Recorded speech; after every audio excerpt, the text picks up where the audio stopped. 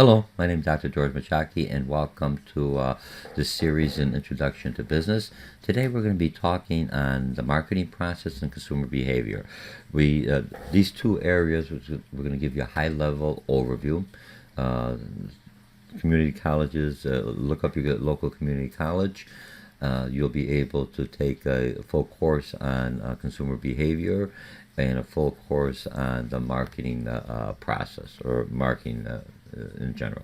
Okay, so let's go. So this is just an overview. You're ready. You have access to my concept map. Earlier, you were giving access to the full conceptual map. So that means you have all these levels when I click on here, right? You have everything on here. Now, what you're only going to be getting on the conceptual maps printed out. It's in a PDF file. It's on two sides. You will only get the what I call the second tier in the concept maps. And now, if what I want you to do, part of the learning process is that the more senses you could involve while reading, listening to me, writing. He says writing is more effective than typing because you're actually doing the creative, you're using more of your whole body. You're looking at it and moving on. Hey, I'm a business major. This is what the psychologists are telling me. That's what the research is finding. And if you look at the research, you're looking at, hey, that kind of makes sense.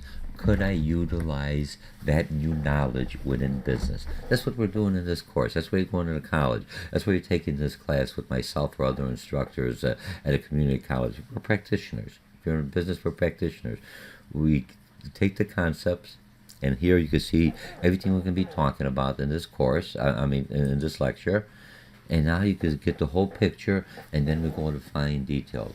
And you'll be able to see by utilizing this kind of a format, what they call a mind map or a concept map, is how all the pieces fit together underneath this one discipline. And now we're going to talk about marketing. In my course, or even in the publisher has Build Your Own Business Plan. In my course, you'll be doing a feasibility study. Part of that is the whole heart of what you're going to learn here in the marketing is understanding who your customers are.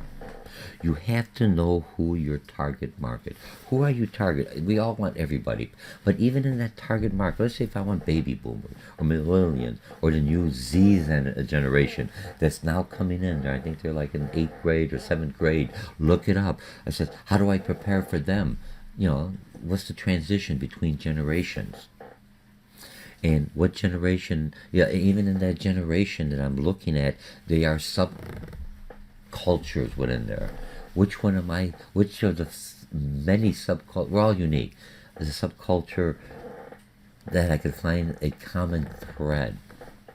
Once I had that common thread, I could sell through my marketing process because now I understand my consumer.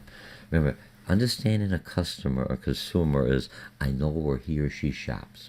I know where he or she gets information. I know what stimulates them to or motivates them that we've learned in previous chapters, how to motivate employees, how to motivate customers to buy, what kind of promotions. For me, to try a new product, okay, if it's something that I could use, a tangible product, okay, I'll give it a try. Maybe it only be 50 cents. For others, it may be $2 for them to try. Food, I don't want to buy it if I don't like it, so you have to give me free samples. You see Sam's and Costco to give you free samples of the food they're trying to sell. So now I could taste it instead of buying the whole box. And I said, I really didn't like that. So you have to understand your customers. Where do they shop? How do they take information? How do you approach them? How many times do you run your ad? You don't want to be annoying to somebody. What social medias are they looking at? All this is understanding your customers. This is what marketing process is. Understanding my customers so I could tell them, hey, George's hot dog stand is here. We're open for business. So let's talk about marketing. Now, in this series of courses, what you're looking at is going to take marketing, consumer behavior. Let's look at utility. That's you've learned that in economics. It's a concept. Added value to something that you perform. Remember, in business, anytime I add value, I charge them. Delivering value, that's what customers are looking at. Goods and services, what's the difference between goods? Goods are tangible, services are intangible. Goods usually know, the same thing, you're looking at past experience. More on services. I got a good haircut last time. This time to come in, he or she messes up my hair. Oh my God, I'm judged in the last time I perform a service, a tangible good. I could use it. I say it lasted me 5 years, lasted me 2 years. I have a general idea how long that or what's that service is going to deliver to me, and that's a value. Okay, relationship and customer relationship management, relationship marketing. How do I get to connect with my customer so he doesn't look at me as trying to just push down there? If you notice in business, or a lot of, when we do business to business, that's my background, business to business marketing, but understanding the consumer marketing process. Even business to business, when you take in consumer behavior, look at it. Corporation have different buying behavior. We're going to talk a little bit about this, about different marketing segments, okay? I'll just give you a quick overview. What's the marketing mix? 4 P's of marketing. Promotion is what you need, how to get people. Your advertising, we're going to advertise. How do you get people to come to you and buy your product? Target market, again, who is your target market? Who are you your ads targeted to? Other people may look at it, may be motivated, but you have a general idea that this demographics will respond more favorably to it. Okay, and then we have market segmentation. How do you break it up? Identifying different market segments. We'll find out geographic, psychological, social status, or income, anything you want. What makes sense for you? If I'm selling Mercedes-Benz, I want not only the higher social end, but also the income has to be at a higher level to afford the car that they want. That's not a car. This is the extension of them. It's a luxury item. It's their living room, their furniture, the TV set, their entertainment, everything in there at that level. For most other people, a car is basic transportation from point A to point B. So I don't need all that. I just want it to starts and gets me during the winter. It's good handling. What do you use that product or that service for? Depends what the customer feels. And in business to business, companies have a identity. They have a personality. They have a different buying process, just like consumers. You're going to find out, well, you did already find out in this reading this chapter, using the author's interactive software, all to help you remember. You can't read it one time and remember. Come on, it's a repetition. It's like anything else. It's new language you're learning. You're learning a new process. You want to reprogram your mind. So now you bring in new software. How does it work with Microsoft Word, everything else? All of us know computers. Our brain is like a computer. Our processes, when you're looking at business, it's a set of different processes, different things that have to be integrated. But also that integrated, I have to send my message out, and I have to do it in a systematic way that I reach the customer, don't offend the customer, understand the customer, use the right media for that customer, and he or she will come and hopefully reciprocate by buying my product, or at least come into my store and look around. I could ask him, why don't you buy? Well, I wish you had this color, I would have bought. Oh, we could get that for you, sir, no problem. Come on next time, I even get a discount. I never thought about that color. That's how you find out. Knowing your customers, that's what customer relation management. Also, which customers you spend more time with or not. Basically, look at bottom line is the dollar. You don't spend too much. I'm going to spend all day talking to you. Hey, I'm a business. Marketing. Okay, and then business marketing, social media, that's the new way of doing it. Who you're trying to attract. International marketing mix. It's nice if you don't have to change your logo or your campaign or your mission.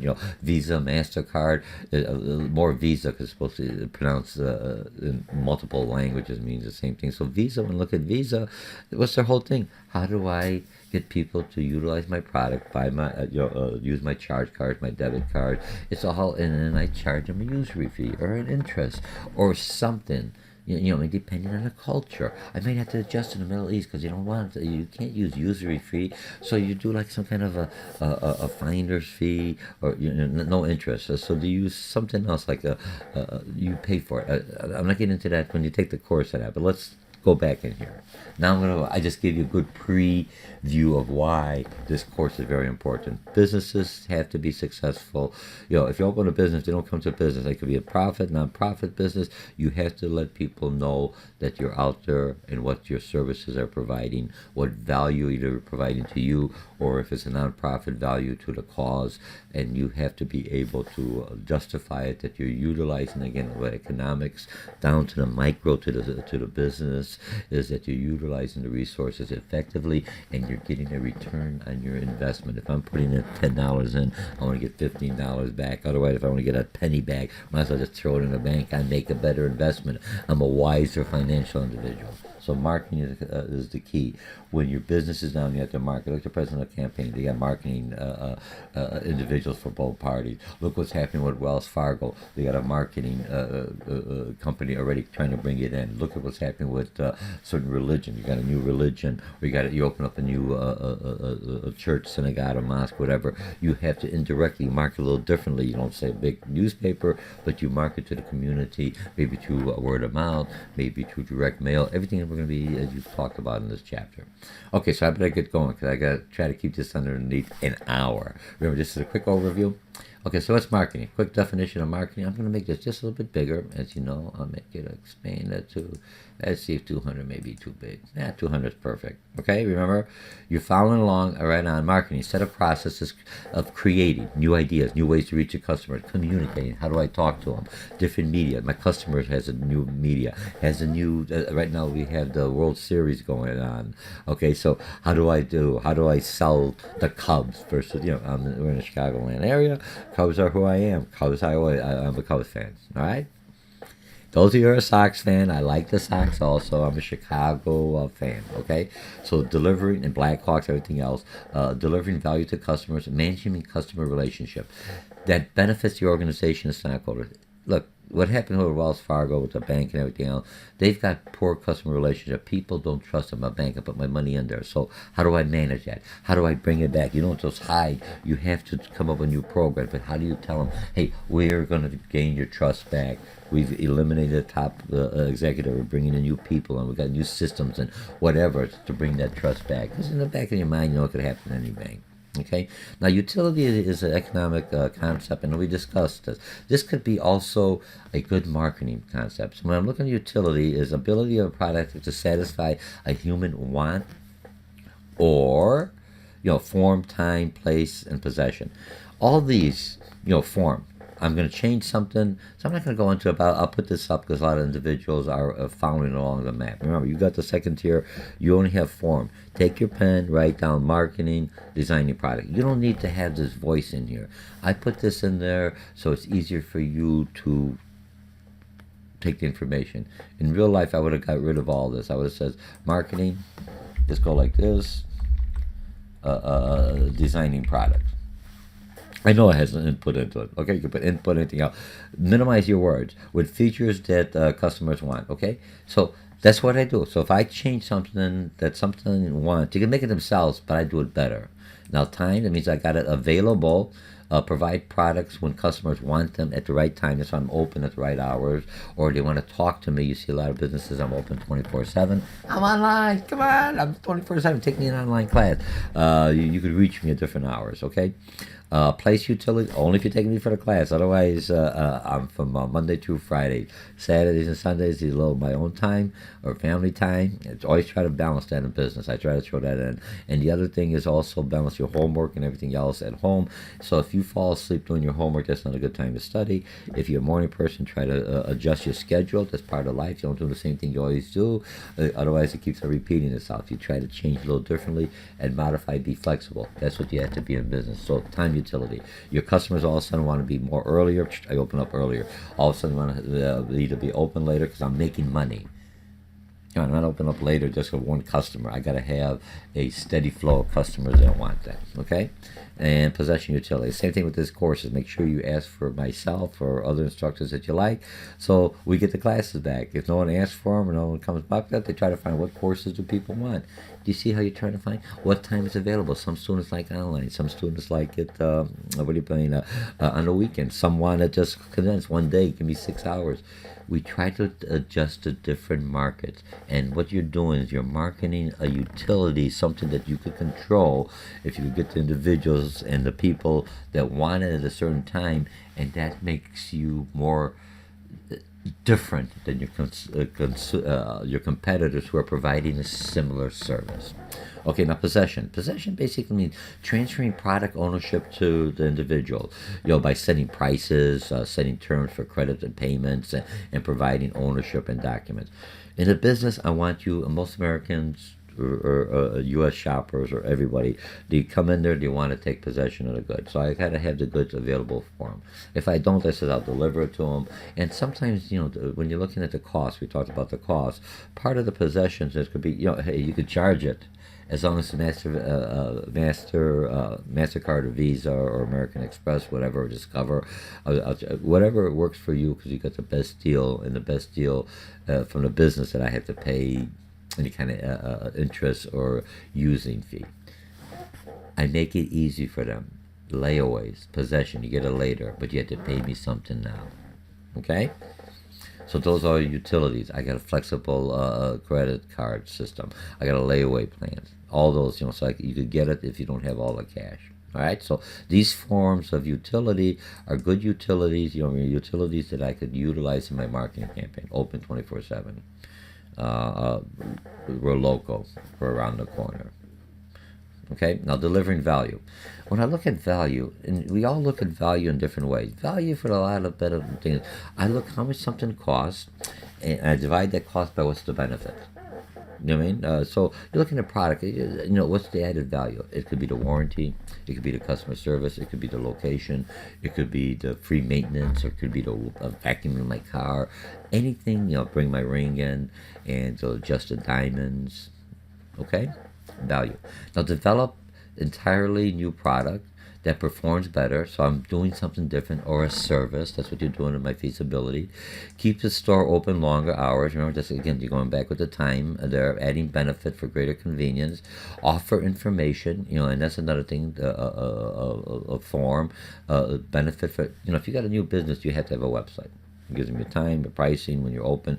General information shows you your face, shows you where it's at. People want it. People don't look at the yellow pages anymore. Even yellow pages are all digitalized. We're doing a smartphone. Okay, I'm not saying it's right or wrong. That's just the trend that we're at. Okay, price reduction, benefit for lower price. Okay, now goods or services and ideas.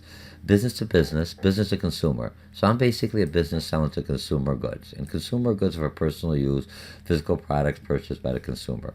Business to business is, or what they call industrial goods, is physical products purchased by a company, and they purchase it, but they're not using it for their own personal business use. They're basically using it, taking that product and incorporating it into another product, or services. Now, when I'm looking at this, the end use, and I use in the classroom, I use the toilet paper example. Toilet paper, end use, a punt. If I buy the toilet paper as a consumer, I'm using it for my own personal use. I pay taxes on it. If I buy the toilet paper as a business owner and I have my federal ID number and the code that I'm a business owner, I don't have to pay any kind of state taxes or anything. At that time, I'm buying it under the assumption that I'm not using it for my personal use or for my employees' use. I'm using it, I'm taking the toilet paper, and it's going to be part of a basket for college students going back, a basket for the ladies, and then a backpack or a shopping bag for the guys. So here's some toiletry items when you're moving into your new dorm or new apartment when you start a new semester. That toilet paper end use is not sold for my own personal use, but is part of a total package or a component of a product, so I don't pay taxes on it. If I pay taxes for it and put it in here, I'm going to carry that tax over to you. So every component, I'm buying a car, I buy a steering wheel, I pay tax on that, I'm buying a transmission taxes from another vendor. The cost will be humongous. So the government says if it's going to be a component or the end use, that's what they call industrial good. It's easy to remember. I know. But that's the students. Sometimes I quit my little stories, but they say, "Hey, Dr. George, that's how we remember things." Okay, now services, products having non-physical features, informative expertise, or activity that can be purchased. Anything, you go to H&R Block, or you get a lawyer, or you get your haircut. Those are all services. You're only as good as the last time you performed that service. Okay, now marketing, relationship marketing. And that's what you see when you go into Home Depot, Walmart, not as much as Menards. How you doing, sir? Yeah, Menards when you walk in. The lady looks up, how you doing? She's talking to somebody else, but hey, how you doing? All right, they're trying to bring you to that feeling that we appreciate you coming in. Relationship marketing also has a little bit not more detailed side. Do you want to know as much about the customer as they can find out? Because then I can sell to them. Do you want to know your buying patterns? And you can see that on Amazon. You buy something, customers similar to bought this product also purchase this to stimulate you to buy more. And the bottom line, they want to see how much you spend. So how much you spend depends how much customer service we will provide you. Well, it's the bottom line. It's a cutthroat market. You got competitors cutting prices, so I can't cut the prices. So I do more customer service, something else that'll bring the individual in. Okay, so customer, that's all, that's relationship marketing, and also ties in with relationship management, or CRM. I take the two together, because I have to have a good marketing campaign, understanding it, and part of that is explaining the messages, what they want, what they're looking for. Good service, good quality of product, clean facilities, timely opening, convenient location, whatever. You see how all the utilities tie into my marketing campaign? Indirectly, I have in there my time, my dates. I don't have to say we're open. You can say open 24/7. Hey, everyone knows that. But it's someplace in there that catches their eyes and subconsciously say, okay, this is my business. So all these parts, my other competitor or my current provider has, you're also providing indirectly. That's marketing. You're putting it in there in front of the individual. And data warehousing is collecting data and storage on your customers, just like I mentioned before. Okay, so the external marketing environment.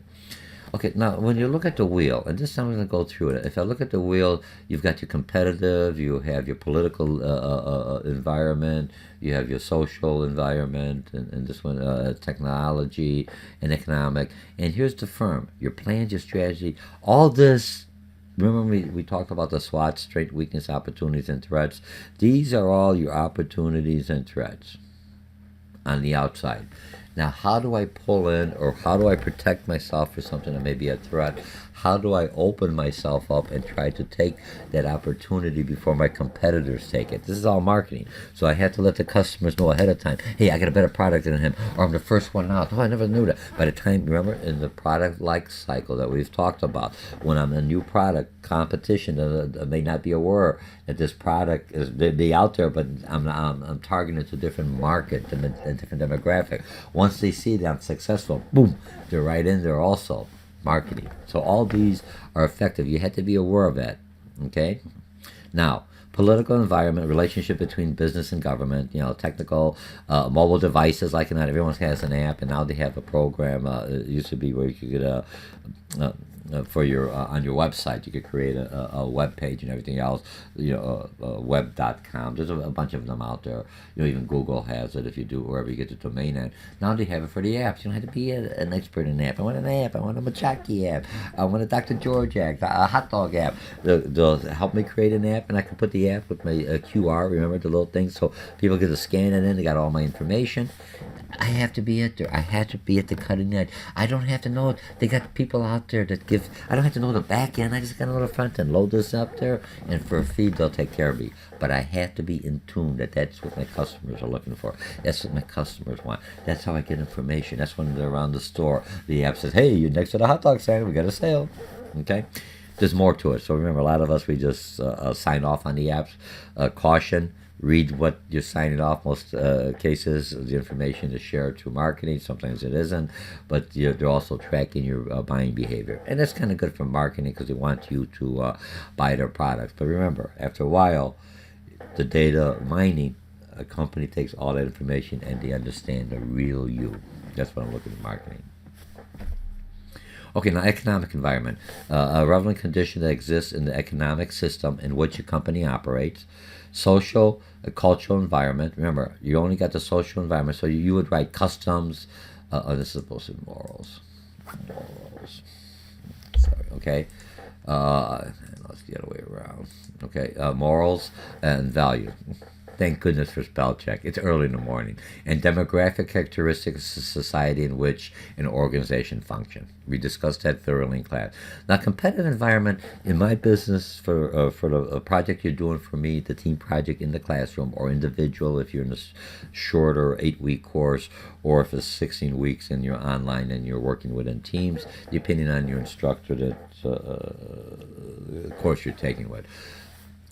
Substitute product. You have to look at who's your competition. What product could be substituted for yours? So that's what if your price is too high or it's not available, they don't like it, they're going to find a substitute. Product data dissimilar from those of competitors, but that can fulfill the same need. So I'm looking at a different brand. Okay, brand competition. Remember, when I want a brand, you yourself as a student, as an employee, have a brand. You are a brand. You're branding your own image. I'm a hard worker. I'm a flexible individual. I'm conscientious. So people, when they see George or they see you as a student, they see that brand. You're developing a brand. Your product, your store, your business has a brand. You may go there because you trust that brand, you know what I mean, for other services. Wells Fargo, solid brand. They trusted them for their investment. They trusted because they thought the bank was honest. One thing the brand is tarnished, they start questioning the other parts of the brand. Same thing, Volkswagen, tarnished parts of the brand. You know what I mean, when they did with their mission. What else did they weren't truthful or exaggerated the results of. Okay? Now, I'm looking at safety. They're very safety. Did they exaggerate their testing results? Okay, now international competition. Don't worry about the safety, because safety is done by third party. They basically take the car and ram it into there. So any kind of electronics not going to help it. It's going to crumble or not. So if it passes the safety standards, the high quality. But what I'm trying to say is certain areas I've started questioning on their marketing and the message they're sending to me because they weren't truthful on that. And now they got political issues with the government and the consumers and everything else. All the you see how the brand is affected. But if it's solid, people come back to them. Okay. Now international, same thing with Samsung. The same problem with the phone. Will the other parts of the industry, the refrigerators, TVs, be affected? Maybe not, because people may say they're separate. But look, the technology and everything else with the screens is pretty similar. So you know what I mean. So they may have some a connection. It depends what the consumer thinks, the psychological.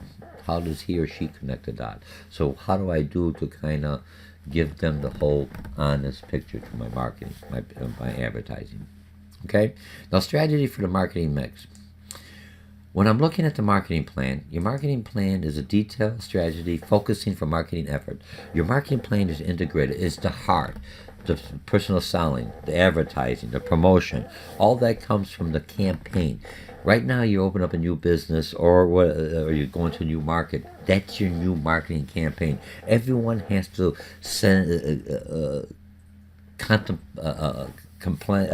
everyone has to have the same message, state the same objective.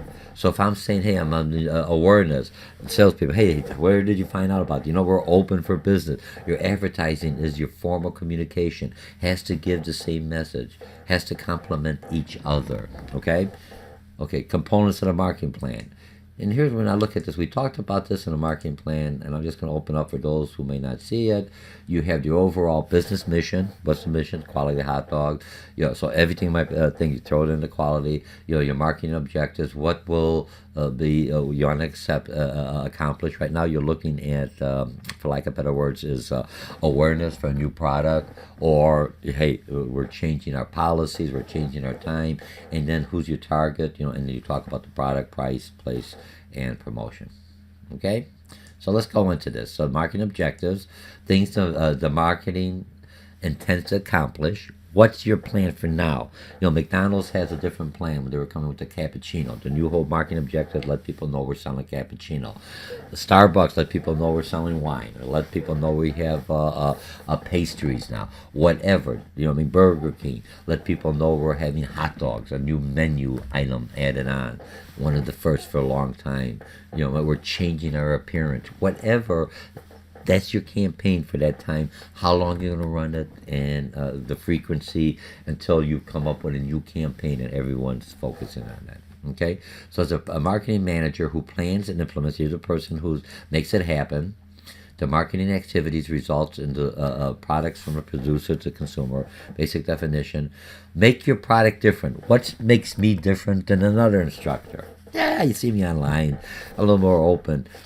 I'm just saying, we all have our skills. You still learn the same thing. I use the example. Every instructor has the knowledge. How he or she transfers that knowledge or markets or advertises or communicates that back to the student, that's what you connect with. Some like my style, some don't. You can't please everyone. That's okay. But I please the majority of people in my target market I'm trying to reach.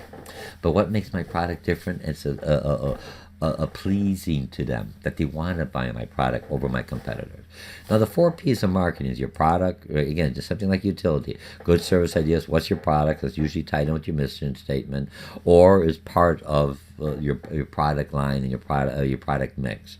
We talked about that earlier. Your pricing, determines the best price, what to sell your product. Better. You still want to make a profit. Excuse me. Place distribution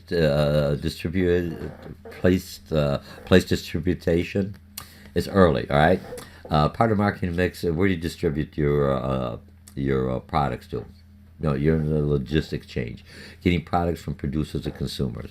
Promotion. How are you going to get them to come to you? Your motivation. Your marketing mix. What are the keys? What are they looking for? What's the things that are going to motivate them? What's going to stimulate them? And then information about your product. So let's go into promotion. When you look at promotion, this is what ties in. Your advertising is any form of paid, non-personal communication. Even though we're trying to make it personal, but it's really non-personal because I don't know you, but I think I know your response to certain stimuli. I know your buying patterns, but you and I, let's put that back. In the class, we talked about Echo from Amazon. And Amazon is it's just a little cylinder. I don't have it. A little cylinder, and it says Echo. Tell me what time it is, Echo order this, and it begins to communicate a little bit smarter than Siri. We did that in the classroom, at least in my class. Showed a video on that. If not, look it up, Amazon Echo, what is it? And what they found out, Echo's to buying, people begin to talk to Echo as a person because it's Alexa or Alex, or you could put your voice in there, and they begin to relate to it and other things. Hey, what time is it? I'm not feeling good. Do you know where I could get something to eat? And they're relating it to it as a person, especially elderly individual. That's what the research is saying. So now Echo has another way to sell to them and communicate to them added value. Why do I have that? Remember, the intent for that was for me to make buying product easier so I don't have to go online all the time. All right? So, but that's advertising. How do I advertise? Let people know this product's out there for your service. Personal selling is once I get you into the store. The ads bring you in. The promotion, sales promotion, should have been the other way around. Let me just move this around here. I'll move this up here. Okay, so let's go this way. Okay, so it's basically sales promotion first. Hang on a second. I got it so large, it's not. Oh, here we go. There we go. Okay. So you have your... I want to connect it to here. Okay, you have your sales... Hang on. Things, because I have it on 200. It's a little temperamental. Okay, sales promotion. Induces direct inducements such as premiums, coupons, package inserts to tempt the customers to buy the product. This kind of brings them in. Now, the person to person, once I'm in the store, through the ad or through the sales promotion, it's a combination of both. Here's the message. Here's the motivator to get you in, your stimuli. And now I'm in the store. Hello, welcome to McDonald's. Would you like to try our cappuccino? Hello, would you like to buy this iPhone? Whatever it is to bring you into the store. Now, public relations is the media communication efforts directed at building goodwill.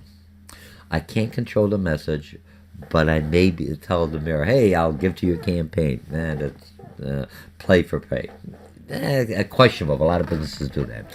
Or I may say, hey, I'll give to your charitable cause. You mind coming out here? We'll open up a new business, and you could do it as part of your economic development program. Oh, yeah. So it's public relations. George's hot dog stand is going to bring a lot of more additional revenue into this into our community. We're lacking a good Chicago Polish hot dog stand. Whatever, okay? So that's public relation. It doesn't happen by error. It happens. It's managed. Look at our presidential campaign. They're managing their public relations. Sometimes it's harder to manage, but they manage it. That's what public relation. You get good publicity or bad publicity. Sometimes bad publicity also gives you free publicity if you could manage it effectively toward your message.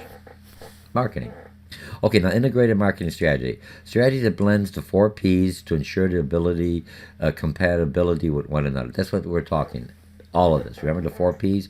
All of these, everything you're doing here, all this environmental, this is all marketing. All this has to, as a marketing manager and coming up with the program, you're looking at everything. I'm going to set the politics, what's going on, how do I use the politics, what's going on with the environment, the social, what are people thinking, what's the unrest, how do I manage this, how do I put this in, what's the publicity about my product. All of this is what a marketing manager, it's interesting, it's exciting. In a small business, this is what you're doing. Okay, and one real quick side note. As a marketing, I'm a management and marketing major. What that basically means, I could tell you what to do as a supervisor instructor. It's not, I get more buy-in if I could market and say this is the best thing for the organization, the best thing for you, how I present my ideas, instead of always forcing you to do something. I motivate you to do it. That's marketing. So if you're a manager or going leadership, take some marketing classes. Or if you're just an individual, how do I market my own self to get my promotion and everything else? Okay. Target market is a group of people who have similar wants and needs and can be expected to show interest in the same product. I'm just looking because sometimes my microphone has like a mute.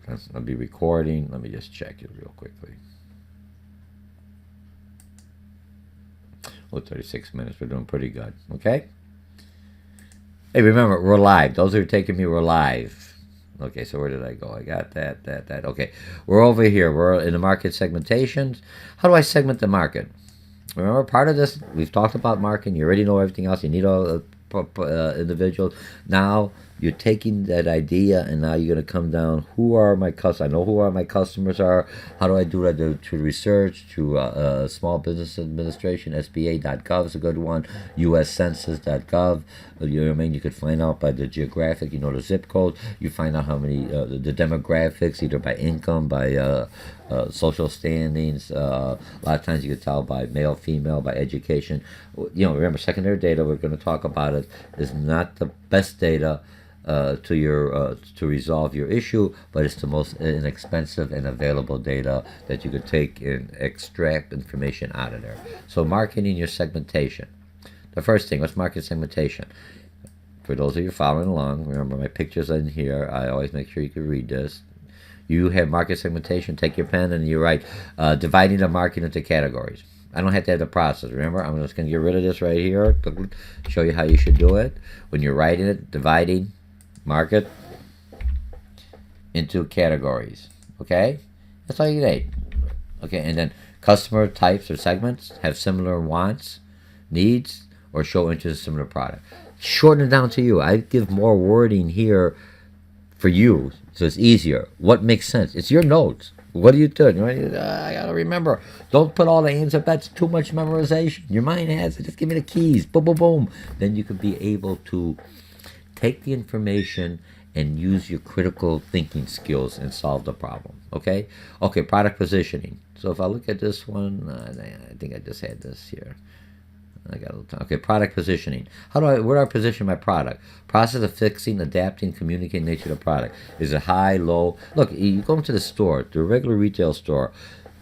The items the majority of people buy are right in the middle. May not be the expensive item. More expensive items are on top, so if you go higher, you're reaching. Psychologically, higher item. The lower end item, at the bottom, I look down, way at the bottom. What's it doing? You see how they're positioning. Now, people are positioned in different things, different brains are positioned. Better, best, or excellent, whatever. And companies are positioning themselves. Which one is a better competitor than the other one? So the benchmark organization who everyone wants to strive to is in the lead. So everyone's trying to come up and position them right under them. Avis used to say the second best the auto industry. They may be the first now. No, remember, they position themselves. So I may not be getting the top. I'm in the middle of the product line. So positioning of your product, depending on your brand and your marketing, how you position yourself with your customer. Remember, the place, the time, and usually with the pricing, especially if you're doing with consumers. Or it could be the quality, so you pay a little bit higher. Geographic variables, geographic units may be considered. Where's most of your stores? You go by zip codes or your industries that you're going. Geographic segmentation is, for lack of better words, units from countries to neighborhoods. You segmentate certain areas, zip code. That may be considered identifying as different markets. McDonald's restaurants in Germany sell beer, offers beers. Pharmacy in Jackson Hole. I think that's the name. Sorry, it's a town. Jackson Hole, Wyoming, sells firearms, which are forbidden in Chicago. Remember, you're marketing where you're at. I think Walmart sells a lot of firearms, and they're trying to get, right here, a lot of Walmart sell guns in the Chicagoland area, but they do sell ammunition and everything else. Someplace down south, because hunting, people have more the rifles. It's just different culture. There it's acceptable. Here, the laws, it's a little different. It's society, culture. So I have to adjust to that geographic market. I'm still selling the product overall. They sell online, but that market wants it. Remember, because if they come into my store to buy that one, whatever, cleaning a gun or whatever I'm selling in that the other markets don't have, they'll come in and buy more of my products. Like in Germany, people expect a beer at lunch. So I can say, well, in America we don't sell beer, but in Germany that's common. In Italy, maybe wine. Okay, demographic variables is characteristics of the population that may be considered in developing the segmentation strategy. Identifies traits, income. This is when I'm looking at demographics, and it's basic, ethnic background, marital status, race. And when even a marital status, they have different lifestyles. I may be very conservative. Other people may be very open, different type of lifestyle, more of a party type of an individual, but still married, or more outgoing, or more of a social, or different social club. So remember, you keep on finding. The more you want all different segments, so you had the same campaign, but you could kind of just tweak it a little for that segment to motivate them. They want all of that, but this is just one little motivator right here. Okay, demographic segmentation is a segmentation strategy that uses demographic characteristics. So yeah, I'm using this. I may just look at income. Mercedes-Benz, I gotta have the income. Usually if they got the higher income, they're already kind of clustered in a certain geographic area, either Barrington or Lake Forest, Highland Park, and there's a lot of other areas out here that are up in the higher income bracket, a higher social status, social community, for lack of better words. Okay? All right, so let's see what this. So we got now identifying market segments. Now you could go geo, and here what they do, they take two segmentations and fuse it together. Some businesses will look at all of this. You have to, once you know your customer, you have them down. Demographics, combination of geographic, demographic traits. Do it. How about geo-demographic segmentation? So now you've got the traits. Now you try to find the markets that have a predominantly those attributes you are looking for, okay?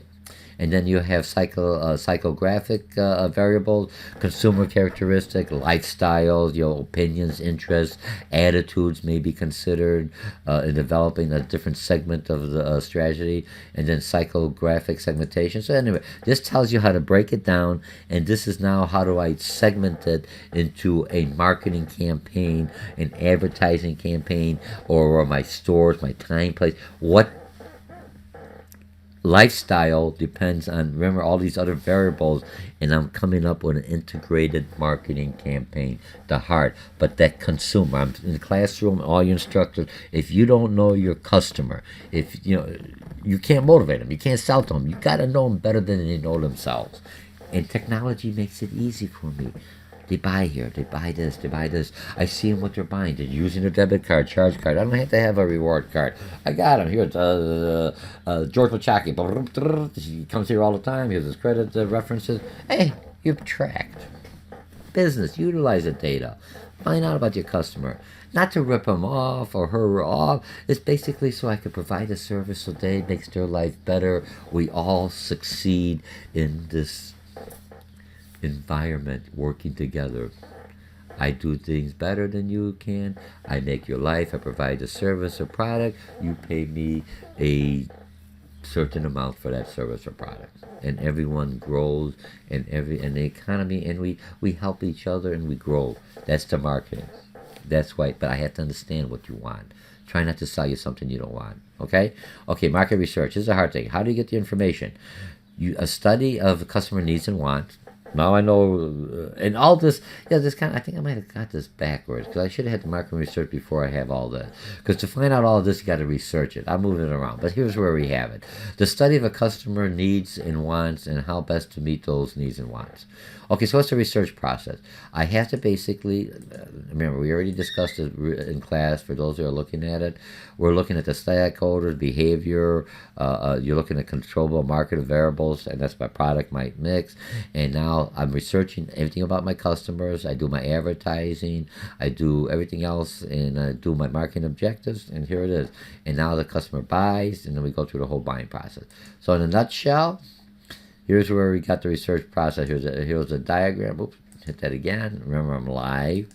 Okay, here's the research process. Let's make it easy. I want you to understand that. What's the current situation? Customers ain't coming in. I bought this whole product and I can't move it. Maybe I got to find another market for it. Or how do I bring customers in? What product do customers want? Maybe I want to change my market. So I find that information. I find that here's the situation. I want to increase my sales. I want to increase whatever. I want to get rid of something, or I want to sell more of one other thing, or I got a new product, a new idea. Will they buy it? So I have to research it. Will, through my present customers, or do I find a whole new market?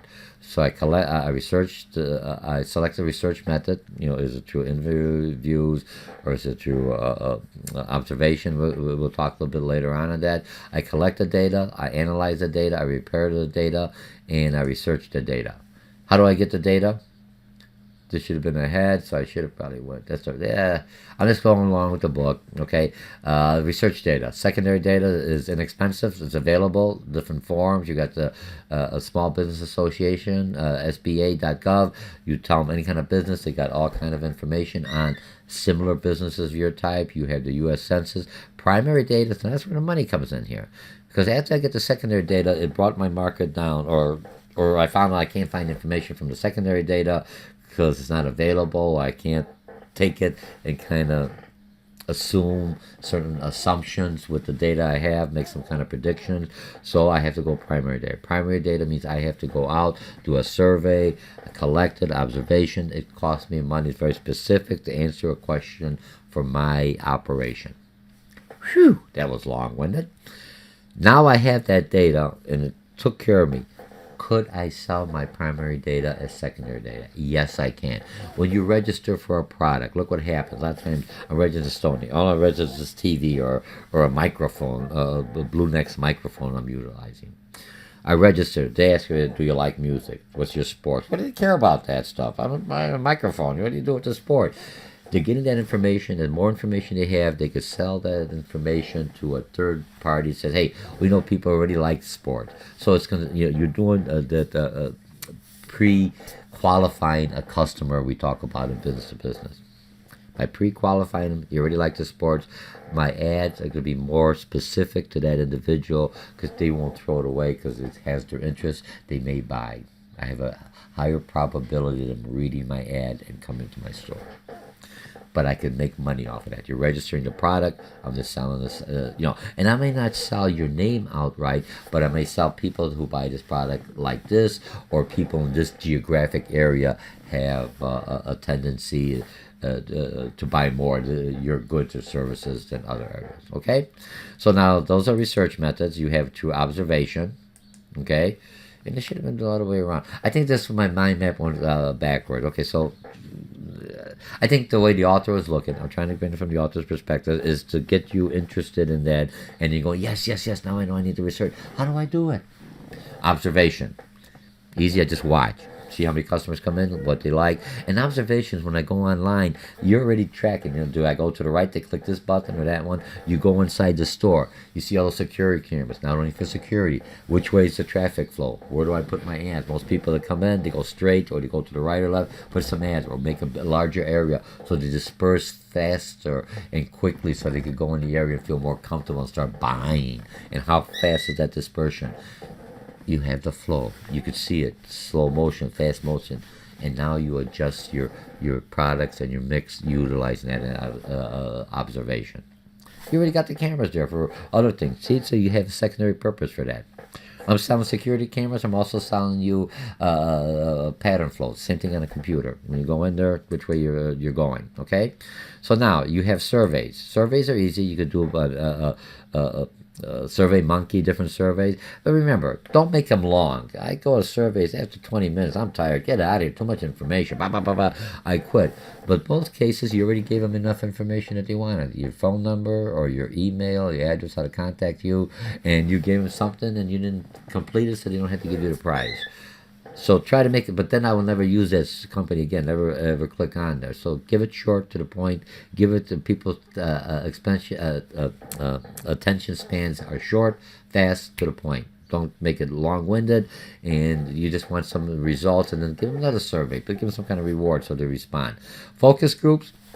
You walk into stores, focus groups are very effective, but you got to make sure that you have the target audience that is going to be your focus group. So if you're going to have all men and you're basically selling cosmetics to women, wrong focus group, unless you learn and see do the gentlemen like the look or the color or the smell or the perfume.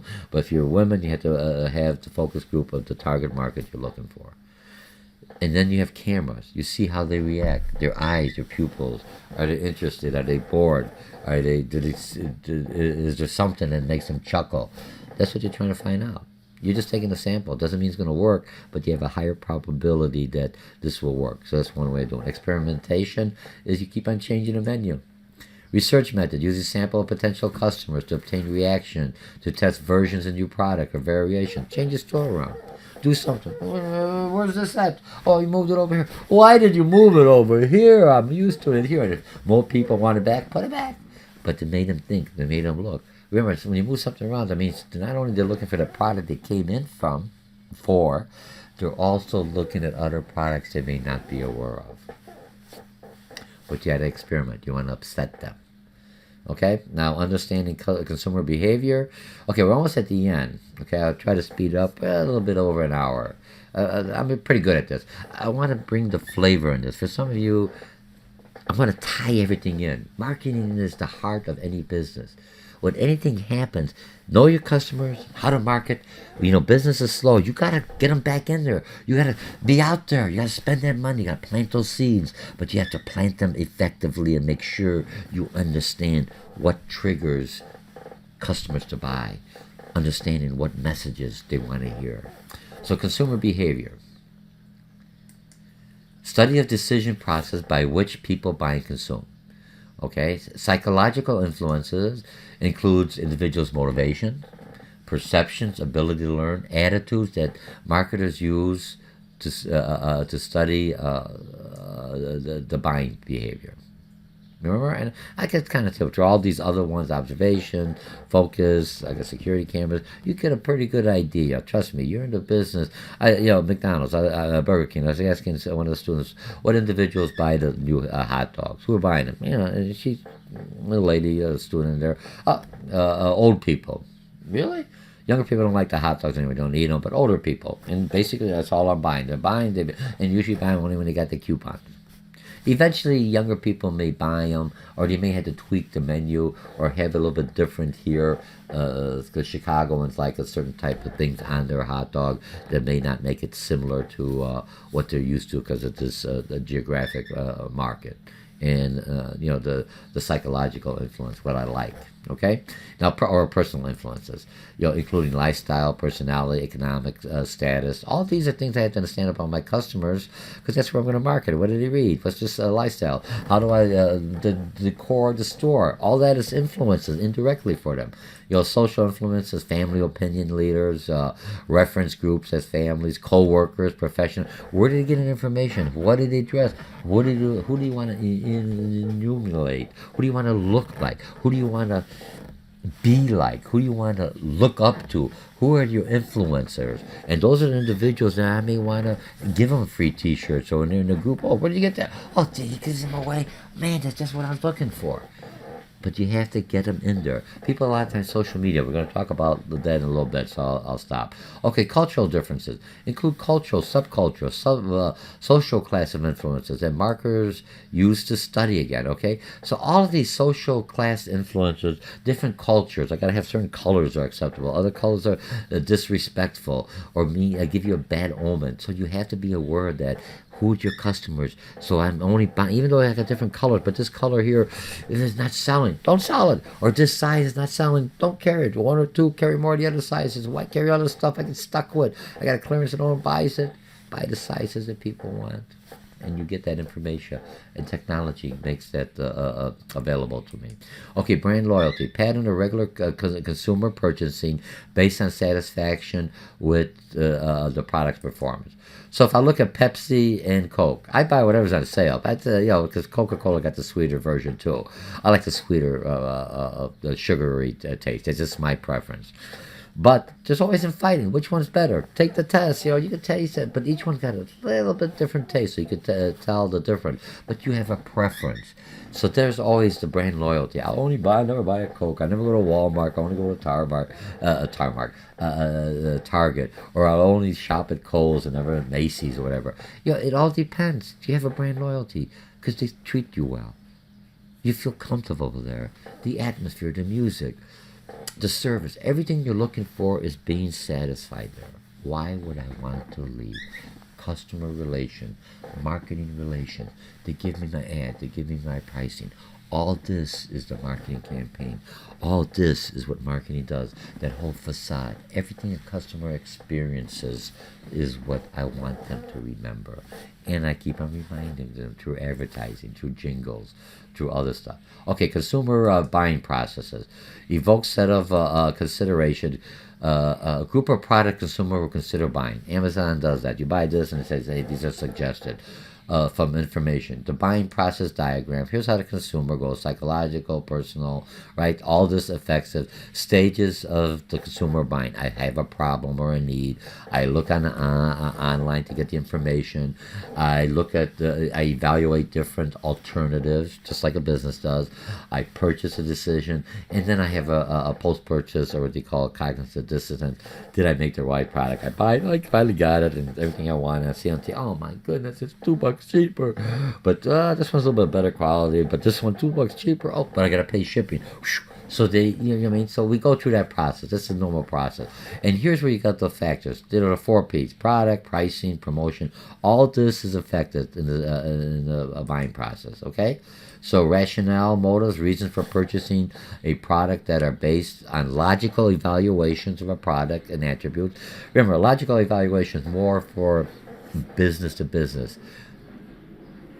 Consumers are more on emotional. I could get them more on emotional. They got logic, but we also hit them on emotional. Emotional, a reason for buying a product that are based on non-objective factors. If I could tell you through my ads, you spray this perfume or this cologne for a man, and women are going to be attracted to you, or men are going to be attracted to you. If it's a woman, vice versa, I don't care. They're attracted to you. In my mind, that works. Boom, all of a sudden, hey, that really smells good. Maybe you stunk before. Now you have a nice odor about you, or a nice aroma about you. And you go, hey, man, this stuff works. Women are coming to me. It's all in your mind. You still have to have the personality. You still have to talk to them. Or men, okay? but it worked. You see what I mean? So I work on your emotion. When you get to charity, you see a poor little kid, not saying that that child there is not for the cause, please, but they're trying to go on the emotion. Sometimes when you go to nonprofit, they work on your emotion. You have to be logical. Look up that agency, that charitable, the nonprofit organization, and make sure you not only go through the marketing that works on the emotion and give you the give, which is what you're supposed to do, but as a consumer, look at it and see that the administrative costs should be only 20%. For every dollar I give, 20% to, for the marketing, advertising, to run the business, and 80% to the cause. Not 80% to the marketing and administrative and 20% to the cause. The business is run ineffectively. They're spending more money to get money to generate very little for the cause they're doing. Okay, now business marketing. Business marketing is a little different. Service companies markets is firms that engage in business providing services to purchasing public. So I'm a business, I'm doing to public industries like schools, education, all right? Business to business. Industrial market is more business to business. Organization market consisting of firms that buy goods that are either converted into a product or using their production. Okay, resale market is I'm a business or consisting of intermediaries anywhere along the logistic chain that we talked about to the ultimate consumer at to the end. So I'm a Walmart is basically a retail merchandiser. It also a warehouse because they're doing in that chain for small businesses in between. In the morning, there could be a warehouse. If I'm looking at Sam's Club, for lack of better words, not Walmart. Sam's Club is more of a warehouse. After 10 o'clock or 8 o'clock, it becomes a retail business because it's satisfied larger that one market, but the business is still, they now just flip it around and sell by bulk to people, maybe not as much, but the business is being, the space in the storage is being utilized effectively. It's not just sitting there wasted. People are still buying the product. Okay? And now when I go business to business, is industrial buyers buying bulk or large quantities. Business to business buyers are trained, not an emotional, for negotiating purchasing. Remember the 4 P's in business. I always do tease, go, please buy my product. No, the 4 P's. Place may come in first, means the distribution, so I get it just in time. The product is very important. If you look at Samsung with the batteries, you might get a good price, but the product didn't have the quality, and then price comes in there. So I would put product first, and maybe place for the distribution to get it, and then the price is in there. It's still important, but I just turn the 4 P's around. Consumers' price is the number one motivator and indicator for most consumers. Business is a little different around. Okay.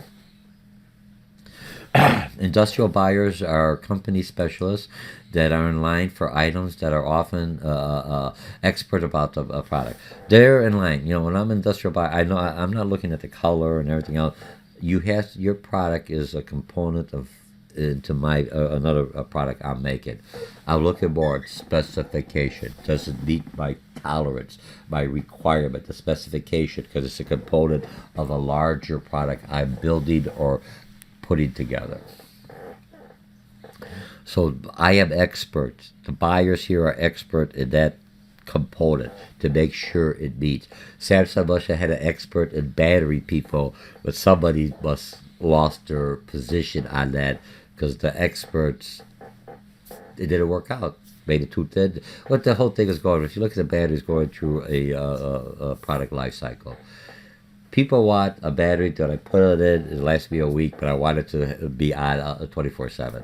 It's not there yet, and they're striving. Once they compact that battery, add that power, and that energy, your electric cars, every other stuff is going to be like expanding. So they're working on it. So you're going to have your ups and downs, but you have to take the risk. So they took the risk. Now they're going to be more cautious.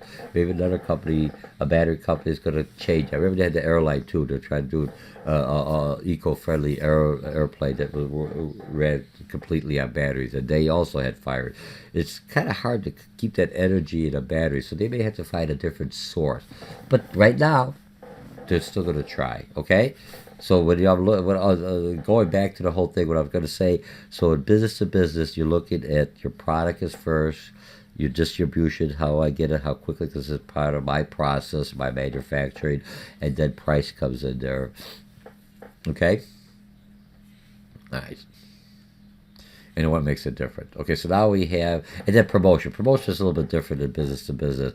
It's basically you buy by quantity. You know what? All these coupon, you buy so much, deliver. Just a different way we promote the business. We may say, hey, well, you do the advertising, we'll split the cost with you, as long as my name is also the company's name's on there with your firm's name on there, both names on there. Pepsi Cola in a bar or in a restaurant, you see Pepsi says Walmart, and you got Pepsi, the symbol also on there. So the split of the cost on that, it's a little different on the promotion. Institutional market, organization market consists of non-governmental goods and buyer services as hospital, churches, museum. So I have different markets, different way to understanding their buying patterns, different way to sell to them, different way to promotions that they will find acceptable for that industry. More salespeople, more closer relationship. Remember, Motorola or Abbott does not come to me. I come to them if I'm a salesperson or a account manager. Okay, now let's look at social media. Social networking. Networking or communication flows among people and organizations interacting online. Social media, smartphone, it's all social media. Social media is website access, Facebook, Twitter, LinkedIn, YouTube. Sorry. I do my corrections while I'm here, which consumers go for information discussion. You have to be able to understand what social media you're utilizing. Okay, utilizing towards your customer, which gets get affected. Now, a lot of students will say, "I'm going to use Twitter, Facebook." Okay, how are they going to know you're on Twitter or Facebook? Well, I don't know. They're just going to find it. You know how many accounts out there, how many following, how many people. You have to say, "We're going to pay. We're pay a service," or I have 1,000 followers, and I'm going to put it on my followers, and they're going to spread the word. The new word of mouth is social media. So if I upset somebody, don't tell me I'm going to go call a lawyer and I'm going to get you. Yeah, fine, the legal things. A lot of companies got lawyers on retention. They'll just out-drag you, out-spend you. But if you tell them, hey, I'm going to go on my social media, I got 20,000 followers, and tell them what a poor service I had, and if it spins like wildfire out there and it hits on the news, bad public PR, they try to say, wait a minute, should we resolve the issue? Okay? So just remember, social media, you have to be able to manage it and have to be able to see what people are saying on the social media to protect your brand image. And if it's some negative, how do I market it? How do I send a new communication? And how do I promote it back into the system? Marketing. Okay, viral marketing is a type of marketing that relies on the internet to spread information like a virus.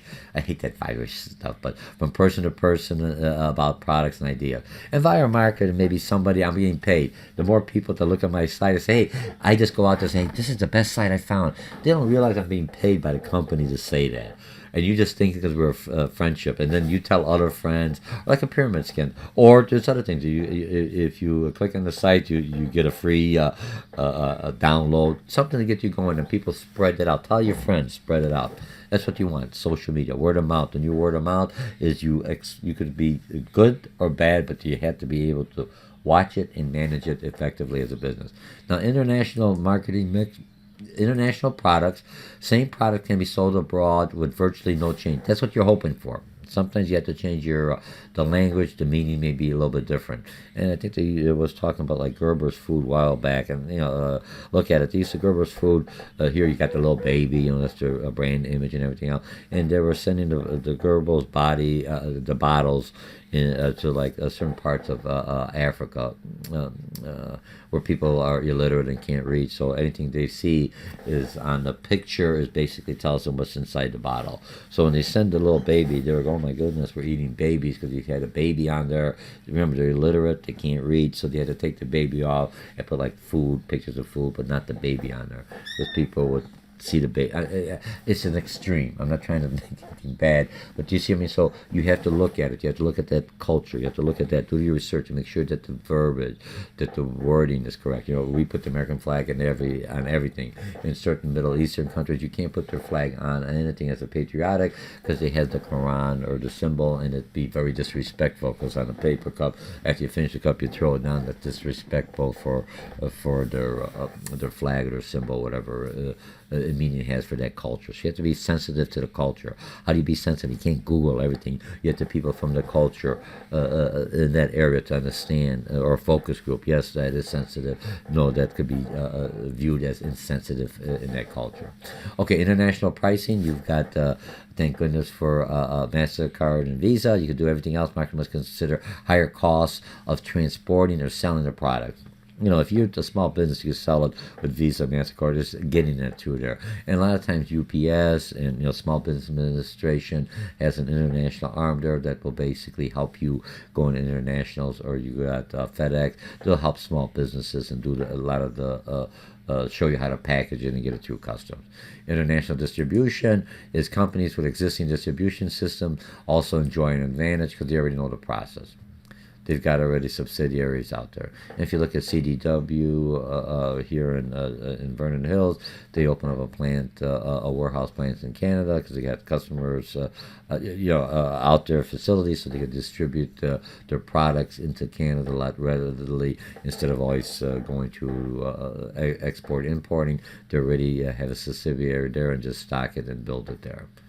And now they're international because of that. International promotion is often U.S. promotion tactics do not succeed in other countries. A lot of times we sell this other things.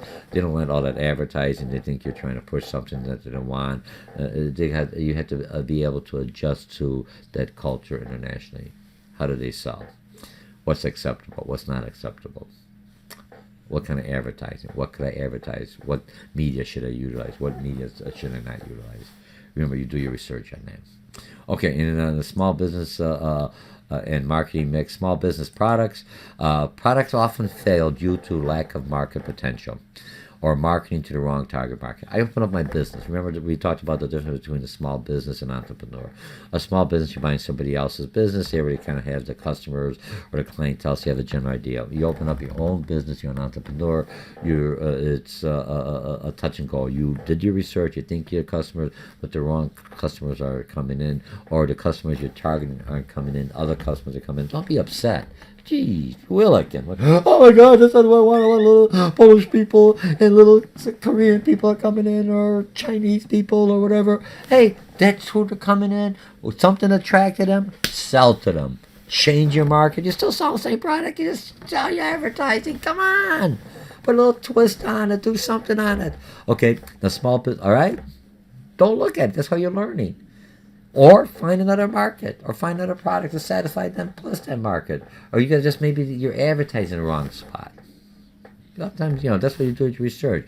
You want to advertise with this paper, ask them who they target. They already know who their good demographics are. Well, then that's not the people I'm looking for. Find another newspaper. Find another recording. Okay? Now, the other one you have is small business pricing. Losses due to pricing errors resulting from underestimating expenses. Most businesses, when you open up, not only the marketing expenses, it's like when you move out or buy a house or something. To look at it in that perspective.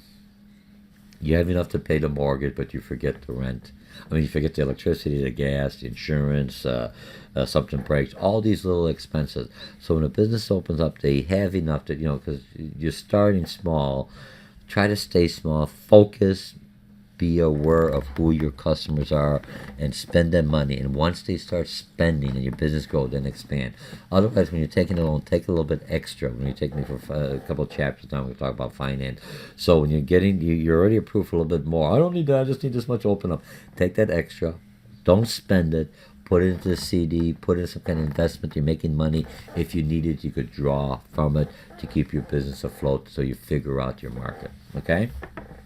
Don't underestimate your operating expenses. You can't cut on the marketing because they're not going to come. You got to advertise. You got to get people out there. So your marketing and promotion, you got to get them into the door. You got to plant the seed. Marketing is planting the seeds, and advertising, watering the seeds for your promotion and campaign.